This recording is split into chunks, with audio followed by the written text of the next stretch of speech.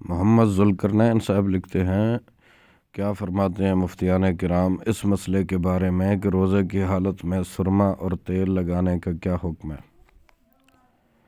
جناب، روزے کی حالت میں آنکھ میں سرما ڈالنے سے، اسی طرح جسم پر تیل لگانے سے روزہ نہیں ٹوٹتا۔ سنن ابی داؤد میں ہے، حضرت انس بن مالک رضی اللہ عنہ سے روایت ہے کہ وہ روزے کی حالت میں سرما لگایا کرتے تھے۔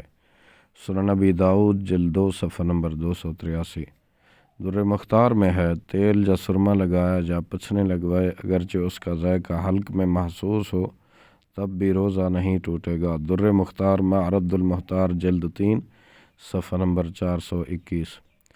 بہار شریعت میں ہے، بھری سنگی لگوئی یعنی حجامہ کروایا یا تیل یا سرما لگایا تو روزہ نہ گیا، اگرچہ تیل یا سرمے کا مزہ حلق میں محسوس بھی ہوتا ہو۔ بہار شریعت جلد اول حصہ 5 صفحہ نمبر 982۔ واللہ اعلم عز وجل ورسولہ عالم، صلی اللہ تعالی علیہ وآلہ وسلم۔